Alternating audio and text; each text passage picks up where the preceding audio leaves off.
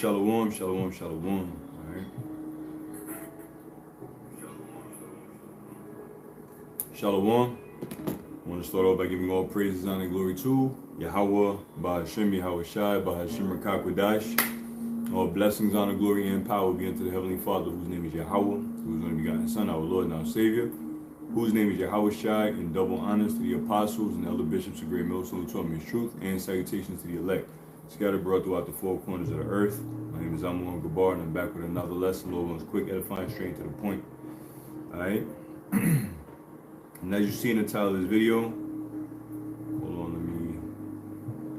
let me turn these volumes down real quick. Yeah, as you see in the title of the video, a military draft will be mandatory here in Babylon, right? And this is something that's been said for a very long time.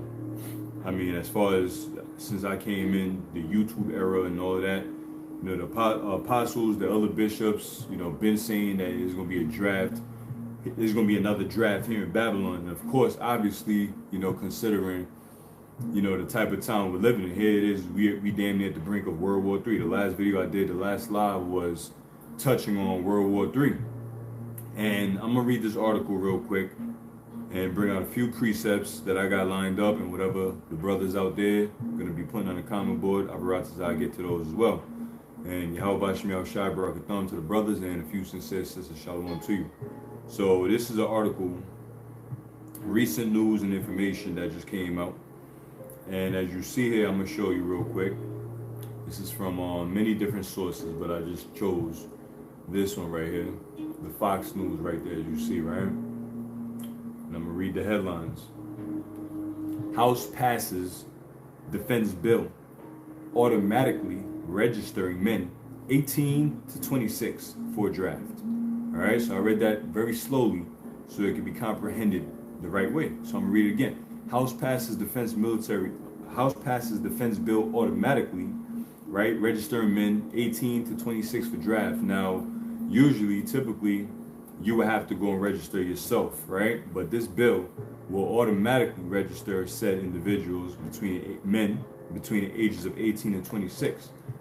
And I find it funny because typically, all right, the majority of men, if you want to even call them that, all right, males between the age 18 and 26, I mean, what do you call them? Gen Z or some shit? Gen Z's, the last generation, they are not going to fight no damn war, right? They're going to have to be forced to go out there and fight. I mean, this last generation, except for the brothers, of course, you know what I'm saying? That goes without saying. The younger individuals that are coming into this truth, Yahweh Shemiah Shai, got a whole nother different spirit on you. But as far as these, like Apostle Ricard calls them, GMO babies, all right, because that's what they are, GMO babies. Them 18-year-olds and 26, this shit is funny, but yeah, I mean, we see them all the time. These little, you know, dreadhead little niggas out here and just bugged out ass, two-third ass niggas. These are the ones that they about to automatically have registered for this draft. And they ain't gonna go to no war. And if they do go, they gonna die. All right. Long story short, they're gonna die. They're gonna die out there. Matter of fact, they're making themselves direct enemies to Yahweh Shai when he comes back. All right, with them angels. So that's the headline. House passes bill or defense bill automatically registering men 18 to 26 for draft. Why are they automatically passing this bill? I don't think it's finalized as yet, right? But why are they even pushing towards such thing? Because World War III is inevitable. It's gonna happen. All right, we know it's gonna happen. According to prophecy, it's gonna happen in this lifetime. This is not what the scriptures say in Ezekiel. The vision, Israel say the vision is afar off, and it's prolonged. It's in the future. It's gonna happen in the next generation. No. We've been hearing that forever, all right, about, oh, that's not going to happen in this lifetime, not this lifetime, not this lifetime. Well, guess what? This is the lifetime in which World War III is going to happen, a.k.a. the end of the so-called world, right? The end of this age, all right? The end of Esau's rulership, in which righteousness will be established. So this is that time, all right? So they're about to make this thing mandatory, and it's going to pass. It's gonna pass. It's gonna pass through everything it needs to be passed through. All right, and it's gonna happen because the prophet said it was gonna happen. Okay, and it's lining up with prophecy. So I'll probably read a little bit of this. This is published June 14th, all right, 2024, the hopeful year of Jacob's trouble, which is today. We're about to head into midnight. So it'll be June the 15th, Saturday, right? Depending on where you at in the world. So, I'm going to read some of this. It says, the House of Representatives passed a measure on Friday, which is today, earlier today, automatically registering men aged 18 to 26 for selective service. It was part of the annual National Defense Authorization Act, the NDAA, which sets out the U.S. government's military and national security priorities over the next fiscal year. This year's NDAA authorizes $895.2 billion in military spending, a $9 billion increase from fiscal 2004. Reading on, it says, while it hasn't been invoked in over half a century, because when was that? I think it was the 70s was the last time, if I'm not mistaken. All right, it's an easy Google. Okay, I think it was around the 70s, early 70s. All right, so while it hasn't been invoked in over half a century, it's mandatory for all males, U.S. citizens, to register for selective services, also known as the military draft, when they turn 18. Failure to register is classified as a felony. There's going to be a lot of felons out here due to the fact of Esau got his terminology. They call it mutiny. Mutiny is one of the words that they use, or insubordination, or there's another word, pretty much just coming up against the government or not following government, or treason. Treason is another word, So there's going to be a lot of treasonous individuals, so to speak. And guess what? If there's any of the elect brothers out there that's 18 to 26, and it just so happened that, I guess their ticket is pulled, their card is pulled, where they gotta, they're faced with this obstacle, this dilemma that they gotta go fight. Well, deny that shit. All right, deny that shit. Yahweh Shemel Shai got you. At the end of the day, I know there's a lot of 18 young brothers out there that's now coming in, and if you just happen to be that's just gonna be a test. All right, that's gonna be a test, and you deny that shit. You know what I'm saying? Whether Esau want to label you as a felon, fuck it. If you're a felon, so what? For righteousness' sake, because at the end of the day, felons, don't make it far in society, because you got this label on you now. Now you're a felon. Now your life is all fucked up. Well, guess what? Babylon is about to be fucked up. So having a tag as a felon ain't gonna mean shit. It ain't gonna mean nothing, because this place is done. You don't gotta worry about job applications and citizens' rights and all that shit, because Babylon is done. Once this happened and they really come with this draft shit, and people getting, men are getting drafted or whatever, and let's say there's elect brothers up in that, amongst this shit, just deny it. Matter of fact, what the scriptures say, the scriptures do say this, because prison time is one of those penalties, right? Revelation 2:10, it says, fear none of those things which thou shalt suffer. Behold, the devil shall cast some of you into prison, that ye may be tried. And ye shall have tribulation 10 days. Be thou faithful unto death, and I will give thee a crown of life. Because as we get closer to the end, things are going to escalate. All right, the trials and tribulations, the tests, the temptations, all that is going to escalate on so many different levels. All right, the devil is going to come down with great wrath, because he know that he have a short time. All right, so he's just going to go all out, in all out rage and chaos, and just trying to devour as many as he can. So hypothetically, if a brother, say, fuck that, I'm not going to fight for Esau's military, and they want to cage you up, it is what it is. The scriptures say some of us are going to be in prison to be tried, and ultimately this is really, mainly going into when Esau makes that chip mandatory. All right, the MOTB, the mark of the beast, as we've been teaching here at Great Millstone. All right, the mark of the beast, which is the RFID microchip. Anybody that tells you otherwise, ignore them and turn the other way. All right, matter of fact, go far away from them, because they gonna set you up for destruction. All right, point blank period. The chip is the mark, and the mark is the chip. All right, Revelation 13 verse 16 is a physical device that's going to be used to buy and sell. Nothing else, nothing more, nothing less. All right? So anyway, be faithful unto death, and the Lord's going to give you a crown of life, and that applies to all of us. So, going back to this article,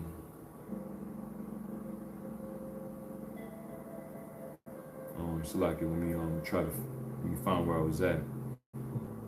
All these pop-ups on this website, this Fox website. So anyway, it says failure to register is classified as a felony and comes with a host of legal challenges. Jail time is one of those challenges. Supporters of the amendment argue that it would cut down on bureaucratic red tape and help U.S. citizens avoid unnecessary legal issues, as well as cutting down on, in other words, automatically being enrolled in this draft is going to cut down on unnecessary legal issues. Oh, why you didn't register? Oh, why you didn't register? So now automatically you can be registered if you're 18 or 26. And that's the time gap that they're putting now. It could change, but we'll see, because things are changing. This world is changing as we know. It says, as well as coming down on the taxpayers' dollars going towards prosecuting those cases. So those that deny it, you're going to have to undergo prosecution. All right? And a lot of men are going to go right along with it because they have nothing to stand for. They don't stand for nothing. The saying go, you stand for something, or how it goes, stand for something or fall for everything, or something like that. If you don't stand for something, you'll fall for everything. These men ain't standing for nothing. They ain't standing for truth. They standing for things that are tangible and that's temporary. We stand for something that's everlasting. All right, so we ain't gonna fall for the shit that Esau is coming with. Like, was it 1 Corinthians 2:11? We're not ignorant of Satan's devices. So reading on, it says, supporters of the amendment argue that it will cut down. I read that. It says it was led by Rep. Chrissy Houlihan, DPA, and passed in the House Armed Services Committee's version of the NDAA in May.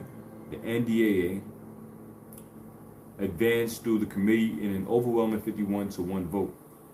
Reading on, it says, by using available federal databases, the Selective Services Agency will be able to register all of the individuals required and thus help ensure that any future military draft is fair and equitable. Houlihan said during debate last month, according to Defense News. This will also allow us to rededicate resources, basically that means money, towards reading readiness and towards mobilization rather than towards education and advertising campaigns driven to register people. So now they're going straight for the pudding. All right, they're going straight for the kill. It's just straight up business right now. All the campaigning and education and advertising and trying to draw people in is about to be done. Now was the real deal. All right. It says the NDAA also includes the largest ever military pay raise in history, with 19.5 increase for junior enlisted troops and a 4.5 increase for others. It also includes funding for the 2 new Virginia-class submarines and establishments of a drone force within the U.S. Army, among other provisions. Let me see if there's any more important information in here.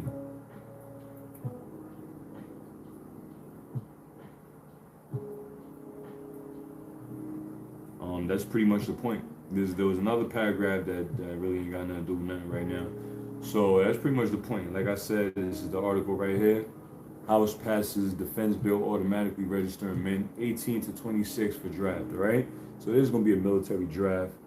Men are going to be drafted. And that's part of the culling process, in which I had made mention of that in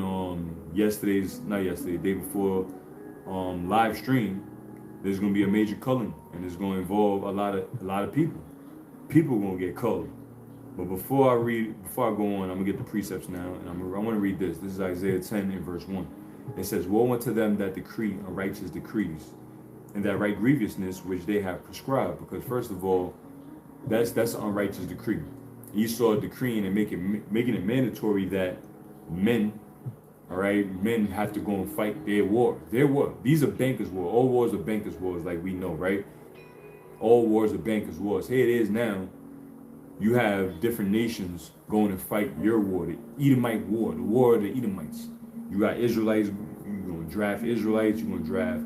To hell with the other nations, don't really care about them, but just to prove a point. You know, you got Israelites, this, Hamites, Moabite, whatever ites, all the nations got to go fight for Esau. That's unjust.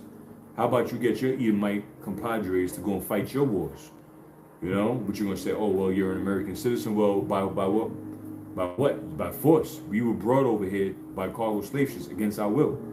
All right, so we're so-called American citizens against our will. You know?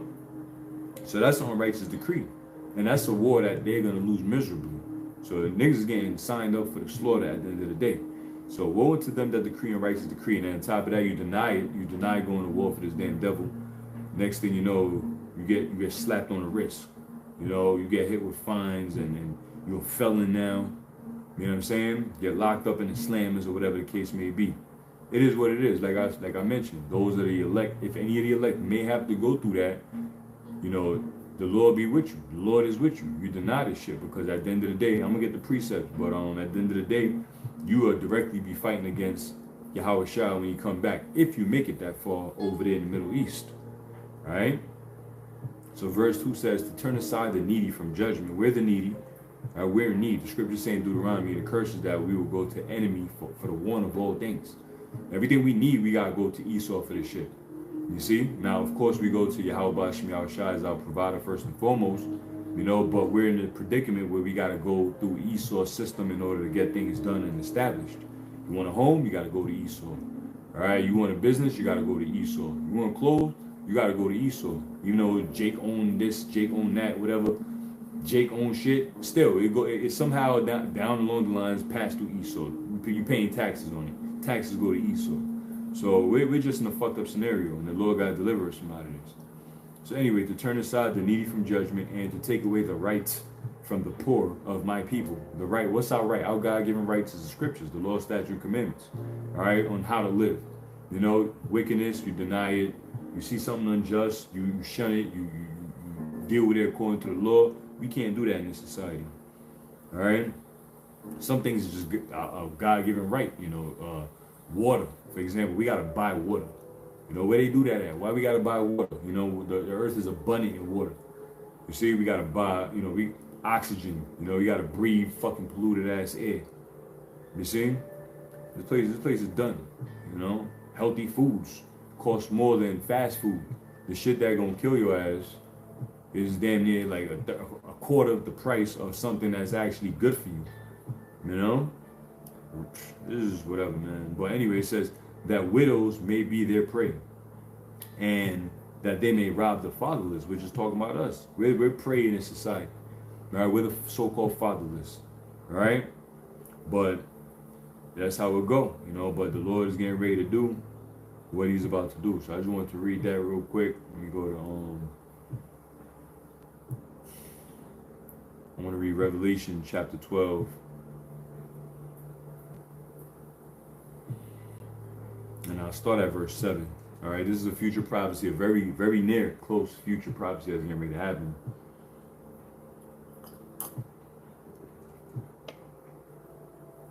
This is the book of Revelation, chapter 12, and verse 7. It says, and there was war in heaven. Michael and his angels fought against the dragon, and the dragon fought, and his angels.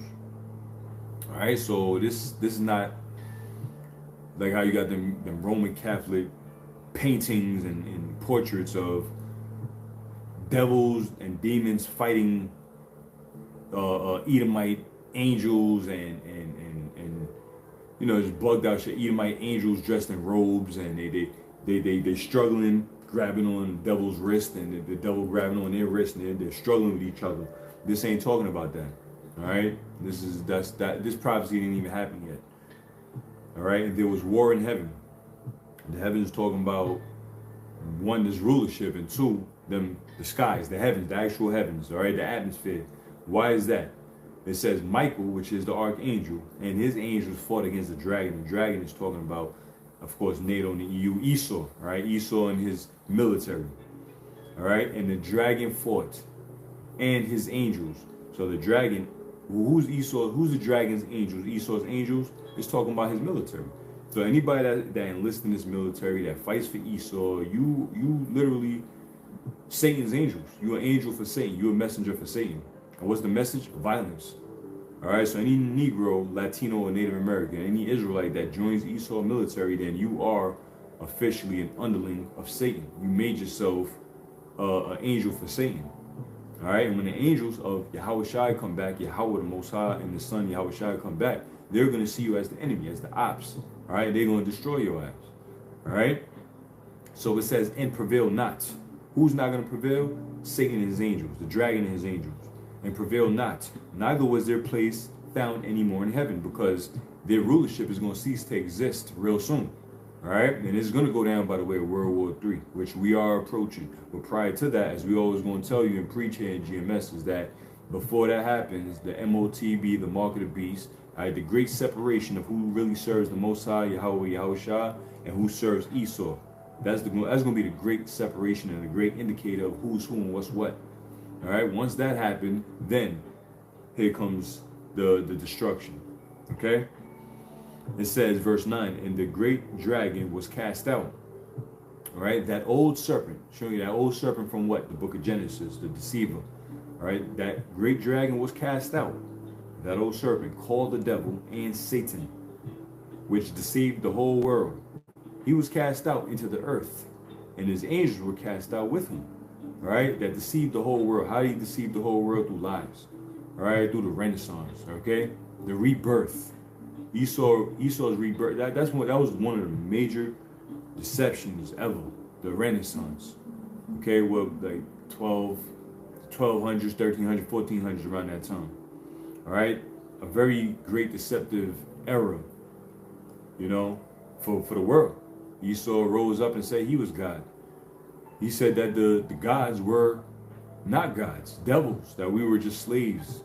3/5 of a man, you know? Taking away our heritage, our identity, deceiving the whole world through everything that he's been doing over the centuries. You see?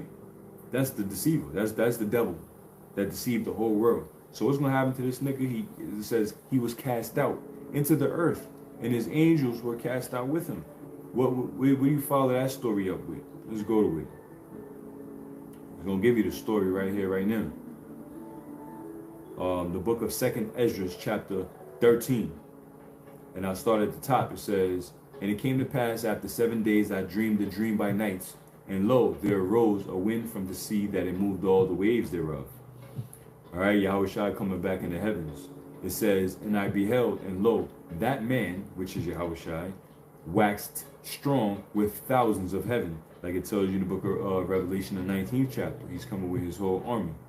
It says, and when he turned his countenance to look, all things trembled that was seen unto him, because, man, this is going to be, this is the great and terrible day of the Lord that the scriptures foretell us about. The great and terrible day.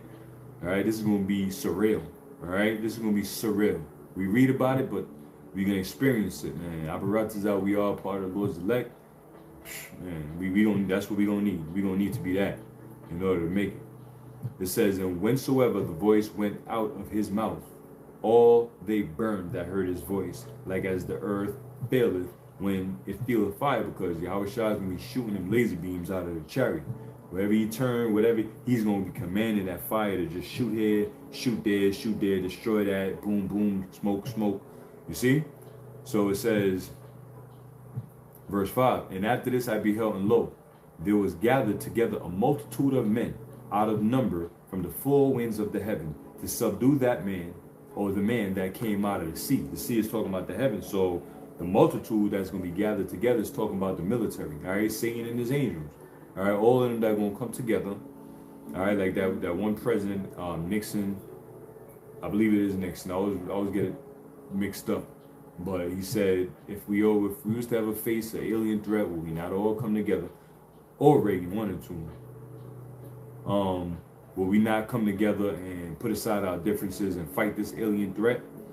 You see, now that was all subliminal speech, of course, for fighting Yahweh Shah and the angel when they come back. All right, so this is what that's talking about. Okay, so it says they will gather together a multitude of men, the armies of the earth, out of number, from the four winds of the heaven to subdue the man that came out of the sea. All right, Ronald Reagan, Tawada. All right, Tawada, Ronald Reagan. Okay, so it says, but I beheld, and lo, he had graven himself a great mountain and flew upon it. But I would have seen the regional place whereout the hill was graven, I could not. All right, because Ezra's, it looked like a mountain, but he looking to see, all right, where's that big ass hole in the ground where that mountain was plucked out of? He couldn't find it. The plains was regular, everything was level. It was nowhere to be found. So he was looking for a giant mountain popped out of the earth, but he couldn't find it because it was not a mountain. What he's describing is a chariot, you know, that looked like a mountain. You know, like mountains got the they be like this, you know, like that, and then like that, you know, like that, like a UFO, like a saucer, a flying saucer, like they would call it, a so-called UFO. All right. So that's exactly what he's seen. He's seen like a mountain, but it was a chariot. So he had graved himself a great mountain and flew upon it. But I would have seen the region or place where the hill was graven, I could not. After this I beheld, and lo, all they which were gathered together to subdue him were sore afraid, and yet there's fight. Like the Lord did to Pharaoh. He hardened Pharaoh's heart as well as Pharaoh's military. All right, they seen the chariot. They seen the chariot, the pillar of fire, you know, blocking them off. They seen the waves, like they seen the sea divided in two. And the Israelites passing through that, like, who's not going to be afraid? Especially if you're a heathen, you're going to be afraid. You're going to be like, what the fuck? You know? You're going to be hesitant, but the Lord put the spirit on them to pursue us. You see? Just like how the Lord is going to put the spirit on these devils and Esau's army and any Negro that want to join the military and the Space Force and worship the beast in his image and all of that, and take the mark, because that's what they're going to have to do. You're going to be afraid, or they're going to be afraid, yet there's fight. And then they're going to get zapped. And the scripture's going to say that.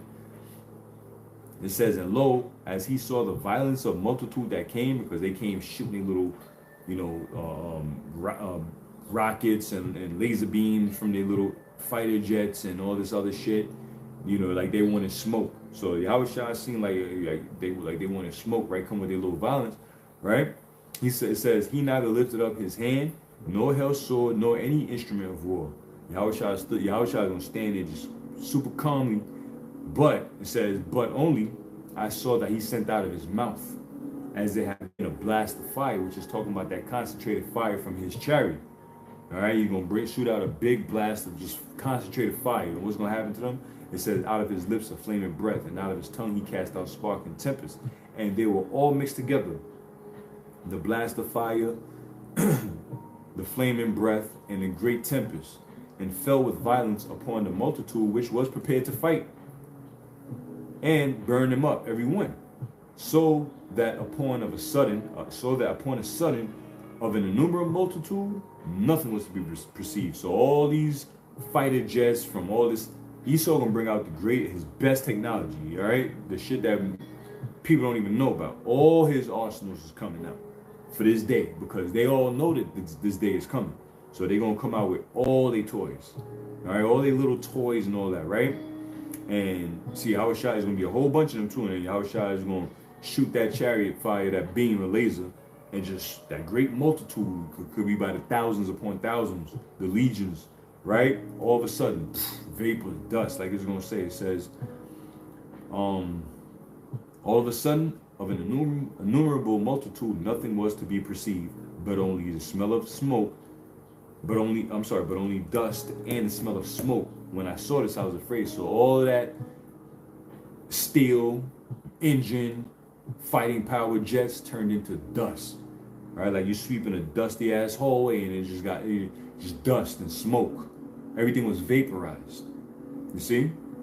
It wasn't he ain't see no metal engines dropping and planes going down and circling, mayday, mayday, mayday. It was all dust, man.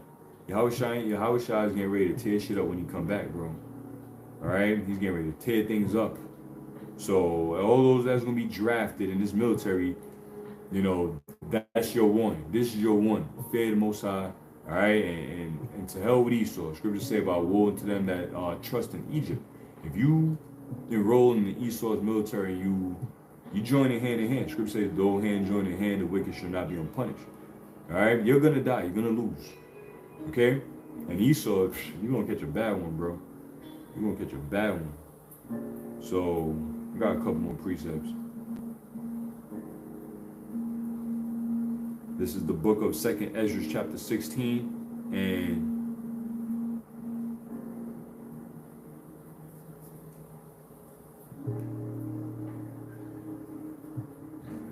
I start at verse 32. 2nd Ezra, chapter 16, and verse 32.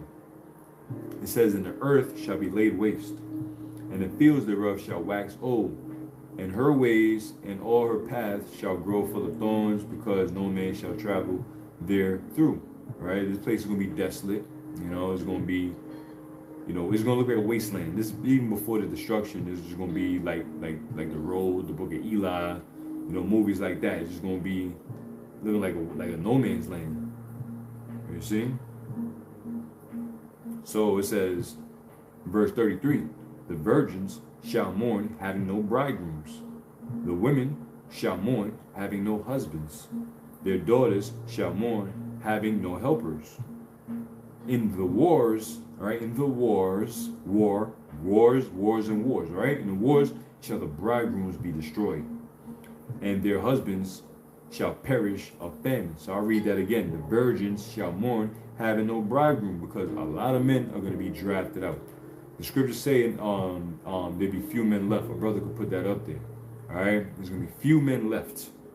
The Lord is culling this generation of men. You see, men are always going to be held accountable for everything, first and foremost, because when the Lord gave the law, statute, commandments, and spoke and gave his word, it was directed to the men, and the men gave it to his household, to the women and children, so on and so forth. It applies to the women too. But as men, we're held accountable for all things and everything, right? So men are going to be the ones that are going to get it first, right? And then wait to see how the Lord is going to be judging the women. All right, wait and see how the Lord is going to judge these women out here, because they are super wanton, undisciplined, no care in the world, thinking that this place is going to go untouched. Babylon got these women's heads fucked up. Like if nothing can happen to them, like if 911 is always going to be available, like if Esau is always going to be ready to come and swoop through and save the day. All right, that red knight is going to come through and save the day, but that's coming to an end. So women going to get the worst judgment because they ain't ready for this shit. They ain't ready. So the virgins shall mourn, having no bridegrooms. There's gonna be a lot of unmarried young women out here because they ain't gonna have a mate. They ain't gonna have their mates. There's gonna be niggas ain't gonna be here. Men ain't gonna be here like that. Okay, there's gonna be a culling of people, men. So the women shall mourn, having no husbands. Women that are married, they're gonna lose their husbands through this war. All right, World War III. And even prior to World War III, you're gonna have smaller wars already taking place. Like Yahushua said that in the book of Luke, that he's coming to send fire on the earth, which is the Vita way of World War III. He's coming to send fire on the earth, and he said, "What will I if it be already kindled?" So you're going to have smaller wars already taking place here in Babylon. You're going to have civil war, war over food, war over this, war over that. All right, there's going to be all-out wars just taking place. Okay, bloodshed, death, killing, so on and so forth. So women shall mourn, having no husbands. They're going to lose their husbands. Their daughters shall mourn, having no helpers. Their daughters gonna mourn, having no helpers. Their pops is dead, father gone. It says, "In the wars shall the bridegrooms be destroyed." The bridegrooms are the men. Okay, military draft, 18 and 26, and they gonna probably play with them numbers, turn the numbers up. All right, we need more people, so let's turn it up to 35. We'll see. I don't know. Maybe not. One way or another, a lot of men are gonna die. It says, "And their husbands shall perish of famine." And that's another thing. Their husbands shall perish of famine. A lot of men are going to die in the famine. For some reason, you reading the stories about, like, in 2 Kings, you had the two women that were fighting over whose child they was going to eat because of some agreement, covenant that they made about cannibalizing their children one day and the next day, whatever. You read about these stories about famine and cannibalism, even with Elijah and the woman. You always hear about, you don't really hear about the men. You don't really hear about the men in these stories. In particular, you always hear about women in the famine. Even when it says, I think it's in Lamentations where it says, in the how it go, in the desolation of my people, their children was their meat. You know, the women sodding their children. You never hear about a man whacked his son in the head and boiled him and sodding him and cooked him. Men typically seem like they die in the famine, so we could see that men are going to die in the famine because men is typically the providers, so they don't go out looking for food, trying to get food, and end up getting killed. You know, or just dying in the famine. There's going to be a lot of women. A lot of women see there's going to be a lot of women dying, but there's going to be a lot of women left. All right, a lot of righteous women that are going to be left, and then a lot of wicked women will be left. Here in Babylon, it seems like the majority of women are just fucking all out wicked. So even if the Lord was to like just wipe out the majority of Babylonian women, I ain't gonna say all, because there's a very few select sisters out there, and I'm not talking about 1, 2, 5, or 10. Could be by the thousands. I don't know. That's because there's more women than men. But you know, there's gonna be, of course, gonna be women out here in Babylon that's gonna be saved. You know, such as the sisters that are sincere and truly believing. You know, the wives of the prophets, you know, you women out there, whatever. At the same time, there's going to be a lot more women that are going to die than are going to be saved here in Babylon. You know, a lot of these women could come from South America, you know, the Caribbean islands, even Israelite foreigners living over there on the Western Hemisphere or wherever, you know. But, hey, just if you were an Israelite woman here in Babylon, hey, and you really got your head on your shoulder, keep that shit on your shoulder, because you about to see your fellow Eves out here and Latin tribe sisters get they shit twist. All right, the Lord ain't playing. So it says, and their husbands shall perish of famine. Hear now these things and understand them, ye servants of the Lord. So hear this and understand this. Behold the word of the Lord, receive it. Behold, not the gods, it says, believe not the gods of whom the Lord spake. Behold, the plagues draw nigh and are not slack. So the plagues are near. All right, the plagues are just coming in. They coming in, they rolling the plagues. All right, rolling the plagues, they coming in. It says, as when a woman with child in the 9th month bringing forth her son, in the 9th month, a woman in her pregnancy bringing forth that son, with 2 or 3 hours of her birth, great pains compass her womb. So right before she about to pop, you know, she feeling them contractions. It says, which pains, when the child cometh forth, they slack not a moment. So as they get closer, as the son get closer, so does the pain. The pain represents the plagues, okay?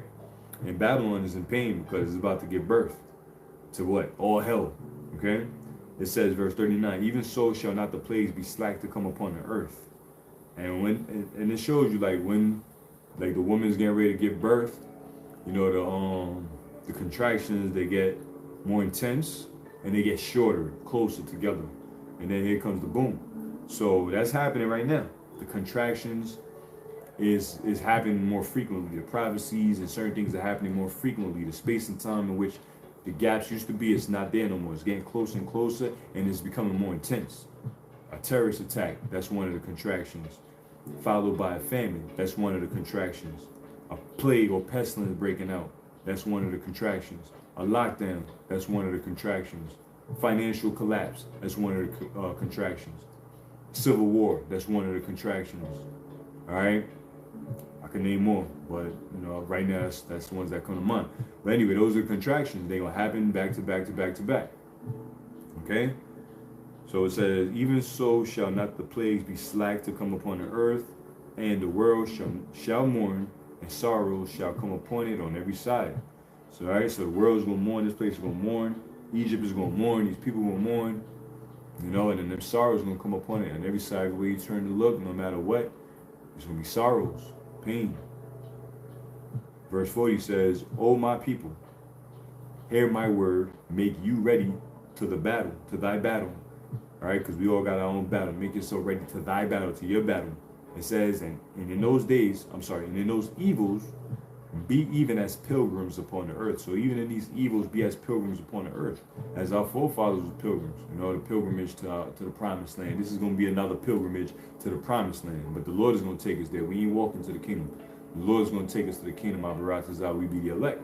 So we got to have that pilgrim mindset. Like, all right, I got to get the hell out of here, but I believe the Lord is with me. So let me move. Let me follow wherever the Lord want me to go. You know, pilgrims one that You look it up in the etymology, one that travels or one that moves around seeking a holy place or a miracle. So we all gonna be pilgrims in these times. We might have to get up out of where we at and just keep on moving. You know? Be pilgrims on the earth.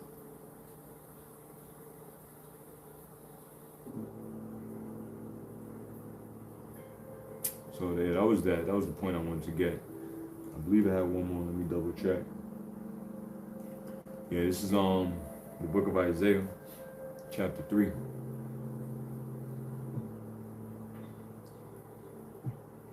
In verse 25. And these are the curses that will happen to Israel, to Jerusalem. So this is chapter 3:25, Isaiah. It says, "Thy men shall fall by the sword, and thy mighty men in war." All right, I'm gonna read that again. Thy men shall fall by the sword. What's the sword? The killing instrument, the weapon. All right, war. It says, "And thy mighty men in the war, and her gates shall lament and mourn, and she shall, and she being desolate shall sit upon the ground." All right, talking about Israel. And really, you know, when you read into the scriptures, you know, Isaiah 3, towards the end of the chapter, it goes right into Isaiah 4th chapter. Isaiah 4th chapter, which I'm gonna read over because it goes right into 2nd Ezra chapter 16 and 34 that I was just reading.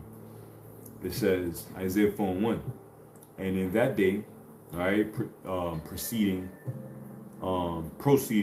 the time of war. During this time of war, calamity, all hell breaking loose. You read them commentaries that them scholars be putting together. They tell you that it's going to be a time of war, a time of disaster, a time of calamity, a time of, distress, okay, in the world, which is a future prophecy to happen that's going to cause this prophecy to be fulfilled. So it says, "And in that day, 7 women shall take hold of one man, saying, We will eat our own bread and wear our own apparel. Only let us be called by thy name to take away our reproach." All right, in that day, and that day is approaching, that day is fastly approaching. All right, and that day is fastly approaching. Wherein 7, which is a complete number of women, all right, could be any amount of women, shall take hold or cleave unto one man. All right, like the scriptures say that the Lord is going to make a man more precious than fine gold. All right, and this ain't talking about the average Joe Schmo, the Pookies and Ray Rays and Chads and the niggas. This is talking about the Lord's prophets, the Lord's elect. Okay, and it says, shall take hold of one man, saying, these are the women. It says, "We will eat our own bread and wear our own apparel." Meaning they gonna do for themselves. Their mindset is gonna be to provide for themselves, do for themselves. I'm good. Listen, I just want to be your wife. Blah blah blah. Whatever. Talking all that jazz. But we will eat our own bread and wear our own apparel. Only let us be called by thy name. So that's gonna be the bargain, the takeaway, the exchange. I just want to be your wife. I want to be called by your name. That's how a woman is called by a man's name. All right, unless she's your father, of course, she inherits your name. But after that, she takes a man. She takes his last name through wedding, or through being wedded. All right, it says to take away our reproach. And every last individual on this planet Earth, Israelite, need their reproach taken away. See, for the men, the Lord, through coming back into this faith, to this truth, the Lord took that away. But how the order works is that now women are going to need their reproach taken away, via their men. Some of the reproach is, when you read in the scriptures, a lot of reproaches in the ancient world from women were they were being mocked as, being old maids, not being able to have children and so on and so forth. In this society, these women have a whole lot of reproach, in their bag, what I'm saying? Just all types of shit that they ain't too proud of. Let's just say that, if it was to come and surface to light.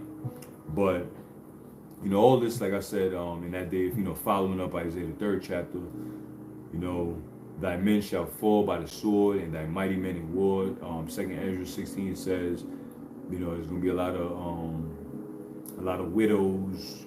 Matter of fact, during the time of Elijah the prophet, it tells you that in those days there were many widows.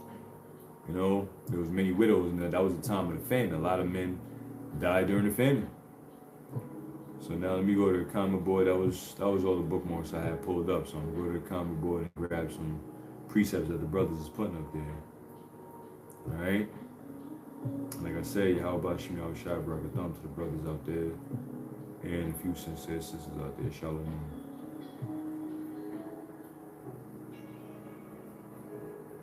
Just grab a couple, and then that's gonna be that.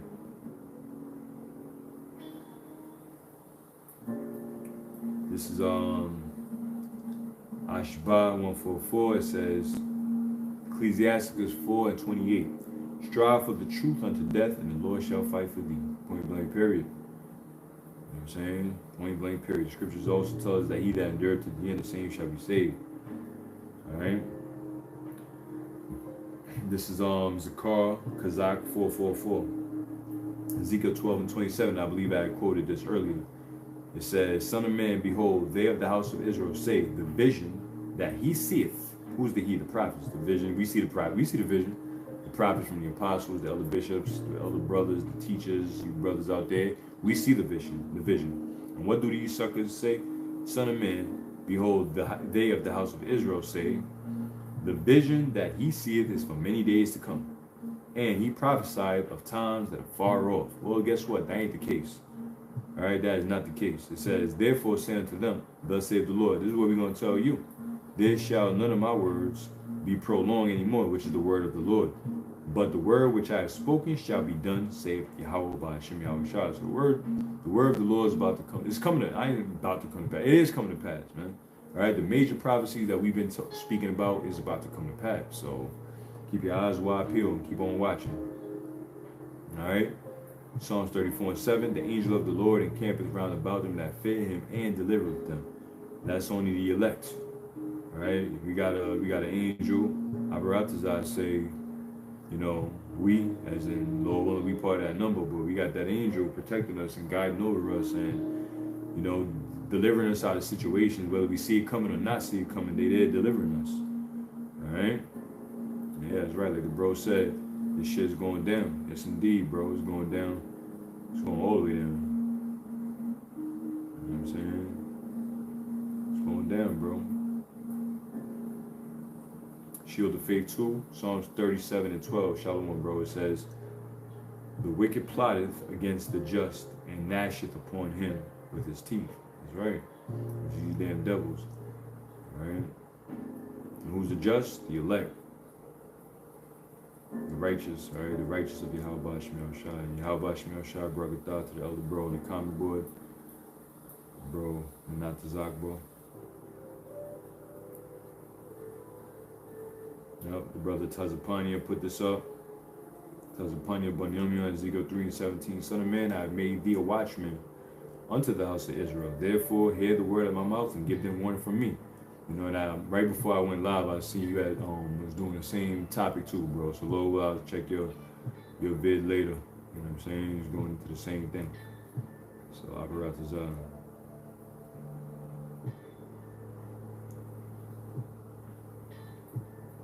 Yeah, all right, the water, brother, put it up. Yep.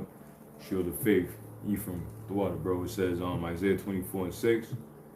Therefore, have the curse devoured the earth. Right? And they that dwell therein are desolate, which ultimately the curse is the nukes, the ICBM destruction, by the chariots too. Remember, the scriptures say in Zechariah that this is the curse that goeth forth the face of the whole earth. It says also that the Lord is coming to smite the earth with a curse. All right, two different scriptures I just quoted. So it says, therefore, brother Yahweh put it up too in Kasai 444, but I'm gonna read it again. It says, therefore have the curse devoured the earth, and they that dwell therein are desolate. Therefore the inhabitants of the earth are burned, and few men left. Ultimately, that's what it's gonna boil down to. There's gonna be few men left, but it's gonna be constantly narrowing down those few men all the way down to the very end, which is gonna be the deliverance. Okay, and the last man standing will be the elect of Yahweh Hashem Yahweh Shai, the last men standing. Okay. 2nd Ezra 13:31, and one shall undertake to fight against another, one city against another, one place against another, one people against another, and one realm against another. It's gonna be all out war, bro. The Lord, Exodus 15, the Lord is a man of war. The Lord Yahweh Shemel Shah is his name. It's gonna be all out war out here in Babylon, bro. One people fighting against another, and the Lord is with it. You think the Lord gonna be looking down from heaven crying because the earth is just people in violence? No, the Lord is the one doing it. This is the judgment of the people on the earth. All right, and this is the judgment that we're hoping to escape. You see, the Lord's gonna be looking down on there with his hands folded, like, yeah, my prophecy's coming to pass. Yup, the angels, they doing what I told them to do. Sirach 39. You know. So I'm gonna grab a couple more and I'm gonna close it out.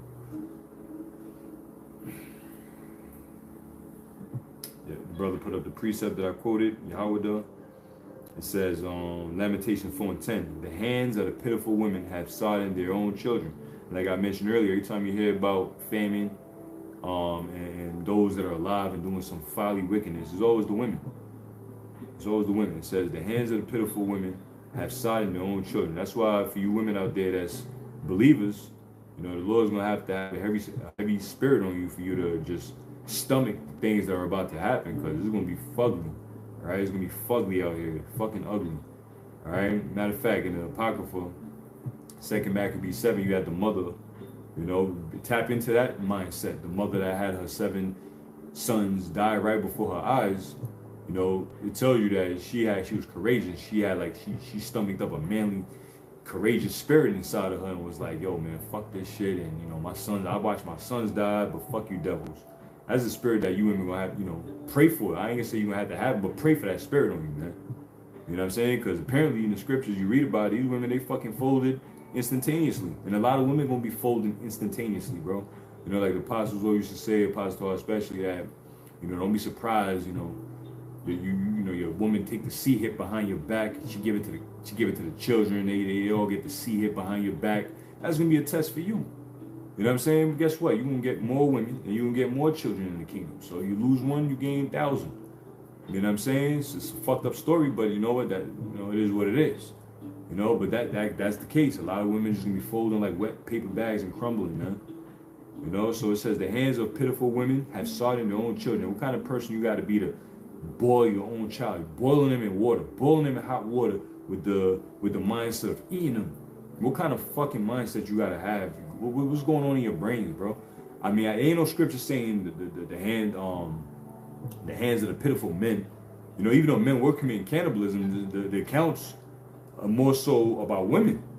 So you better listen. You better gird up your womanly mind and get ready for this shit, because it's gonna be ugly. It's gonna be ugly out here.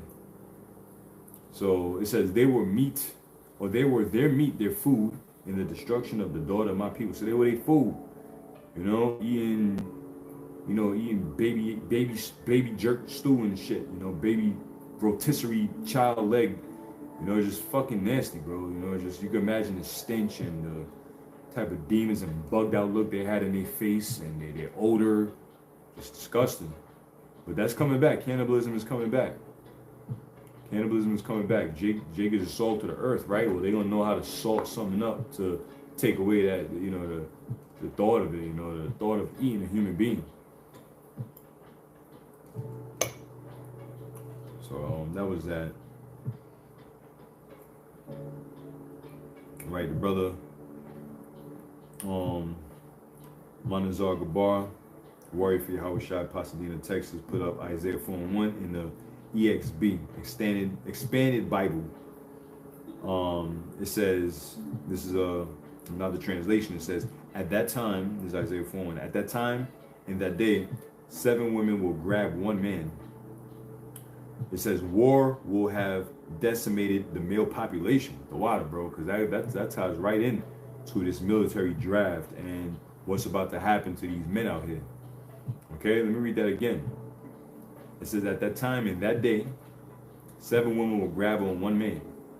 War will have decimated the male population, because the men are going to be the first line of defense. Let's go to war. Here comes the draft, blah, blah, blah. You know, even Civil War, the providers, they got to go out there. They got to go get it, blah, blah, blah, whatever. So they're going to be decimated in this war that's coming, the male population. All right, but the Lord's elect is going to be shielded. So the brothers ain't got nothing to worry about, man. Just continue serving the Lord, and he's going to, you know, hold his end of the deal and provide for us. It says, they should grab one man and say, we will eat our own bread and make or wear our own clothing. It says, in parentheses, in a bracket, that things a husband would normally provide. That's the candle. What the hell is that? The candle crackling. Things that the husband normally will provide. When you read that in Exodus, I think it's 21. All right, it tells you about, you know, a man taking another wife and things of that nature, being pretty much being a full-on provider.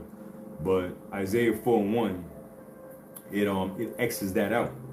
It X's that out. All right. So that how do I phrase it? That so-called responsibility, so to speak, all right, pursuant to the law, will be lifted in this case, because it's going to be a time of, it's going to be a desperate time. It's going to be a time of fucking calamity, hell, and, you know, people just trying to save their ass. You know, women just trying to save their ass. You know, they ain't going to give a fuck about how you look, what you smell like. You know, I'm talking about the brothers, you know, attractive, unattractive, none of that shit going to matter in these days to come.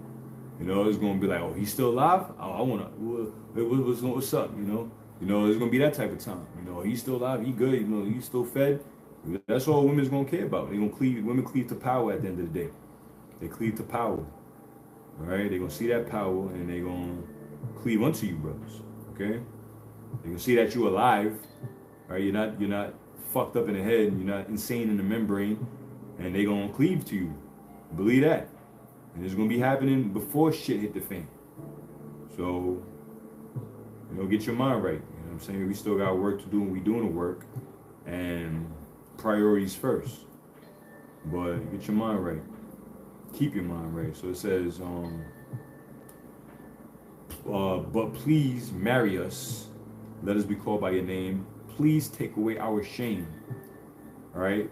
Which is disgrace from having no husband or children. So being, you know, that whole bullshit, you know, Beyonce, I'm a single lady, all that bullshit, you know, single lady, all these single thoughts, and promoting being single and promoting being just whatever the hell these hoes are promoting.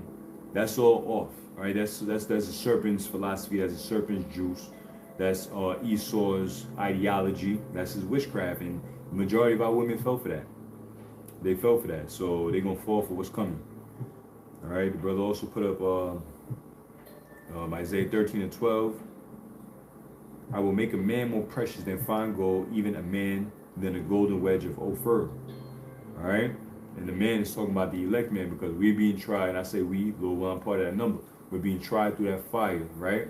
Being tried through that furnace of adversity, that gold and silver and precious stone being tried and made pure, made clean, right? So brothers gonna be made more pure, more precious than fine gold, even a man than a golden wedge of Ophir.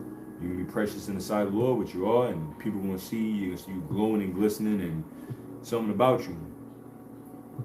It's like my man Eli from the book of Eli, Denzel.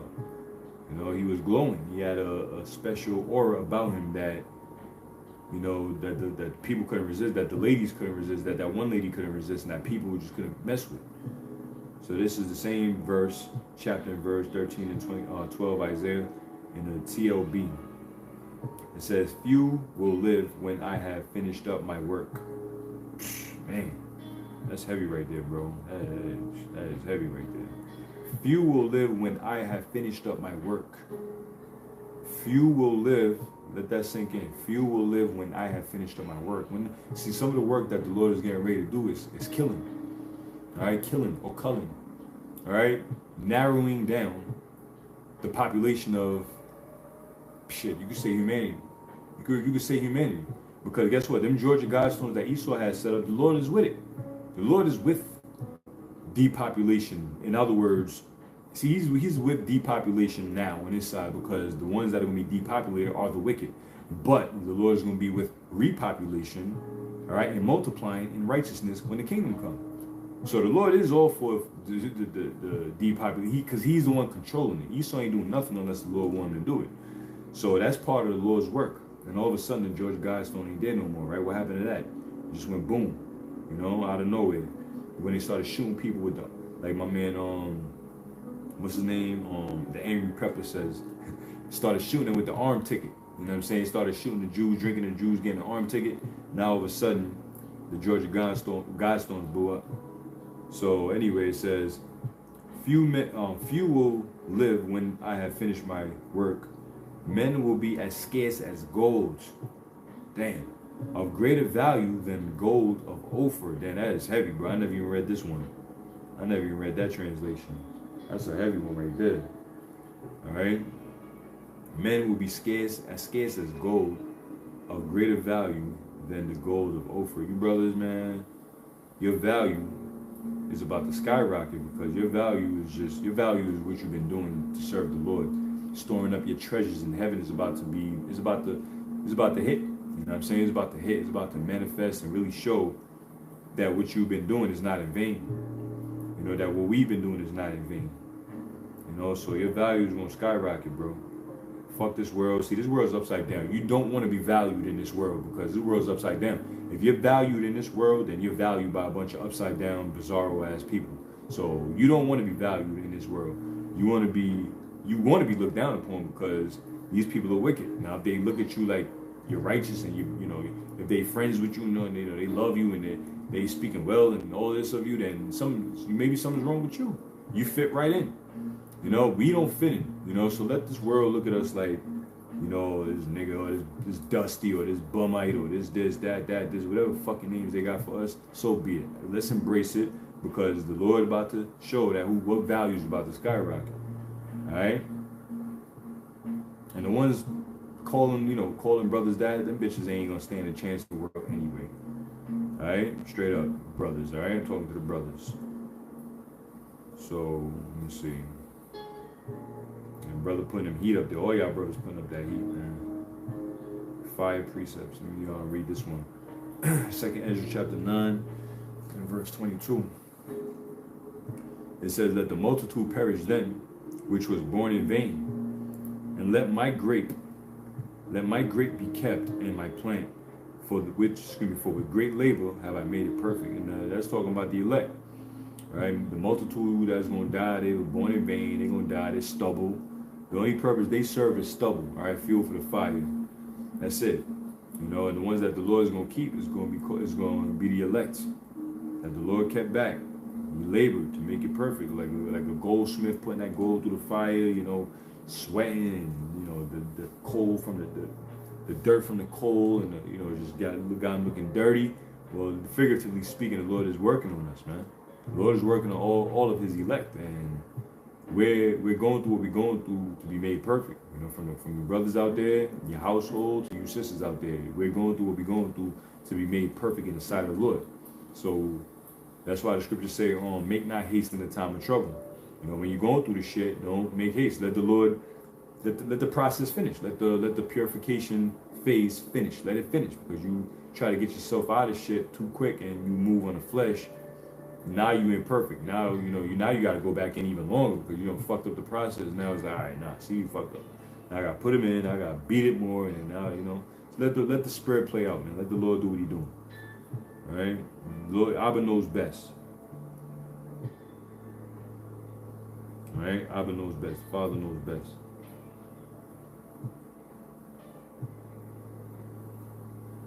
I'm gonna read the definition on pilgrim.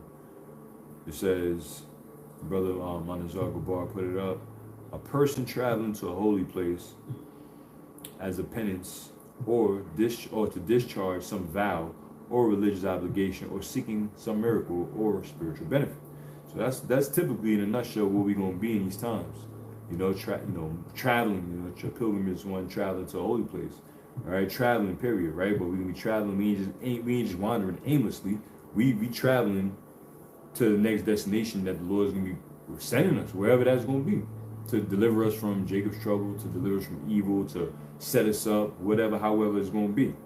You know, and that's the mindset that we got to be in every step we take. If we go right, how about Shemel Shai guide my steps? If we go this way, left, how about Shemel Shai guide my steps? Frontwards, backwards, wherever you go, whatever direction you take, trust that it's the Lord setting you up and guiding you in that path, because this shit going to be, you don't have no GPS, you don't have no Atlas, no 2024 Atlas roadmap and shit like that. You're just gonna have to trust in the Spirit. Okay?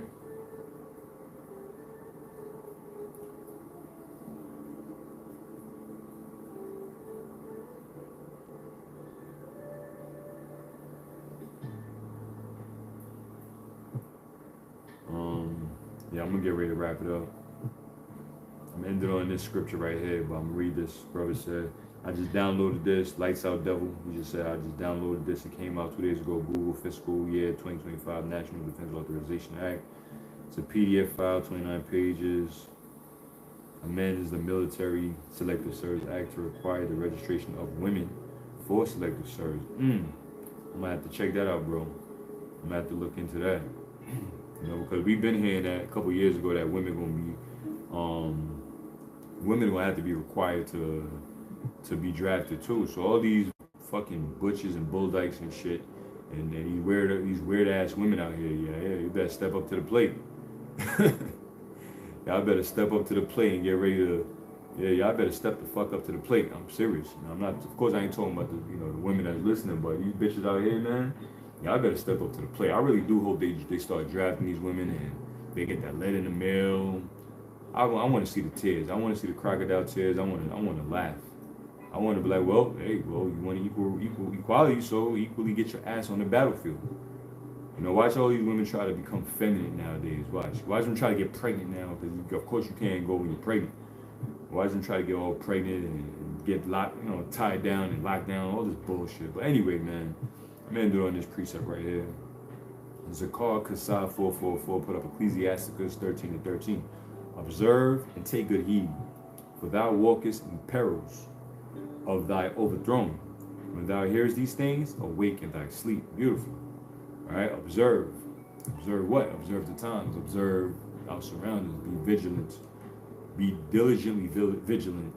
Always watching. Your head on a swivel, spiritual swivel, and just in the spirit. And take good heed.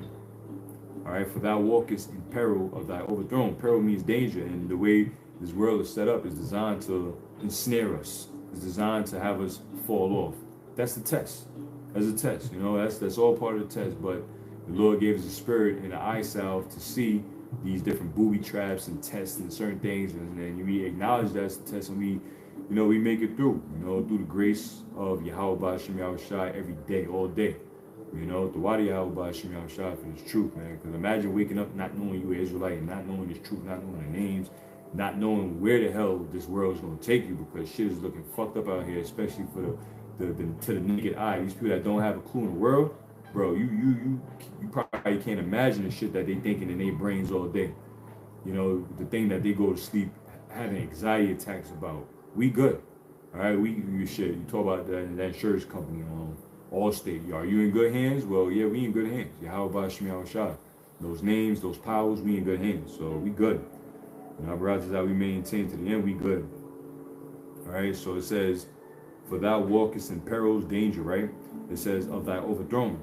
When thou hearest these things, awake in thy sleep. So when you hear these words, you hear the prophecies, you hear the warnings, awake out of your sleep. Scriptures say, now is our salvation nearer than when we believe. Now is high time to wake out of sleep, because our salvation is nearer than when we believe. Let me slow it down. Than when we believe. All right. So that's pretty much it. You know what I'm saying? That's pretty much it. Just going off of that article that I read earlier. News, whatever. A military draft will be mandatory here in Babylon, and we've been hearing that for over a decade and change, and since the beginning of YouTube. Those brothers that came in via the YouTube, and now you're gonna be hearing about it and seeing about it. This thing is getting ready to go down. We in a time of war, so Lord, I'm gonna end it there. I hope and pray to Yahweh Ba'Shem Yahushai Ba'Shem Kakwadash that this was an edifying lesson to the Lord's elect. And Yahweh Ba'Shem Yahushai Barakatham. Stay in the spirit, stay vigilant, man. So with that, shalom.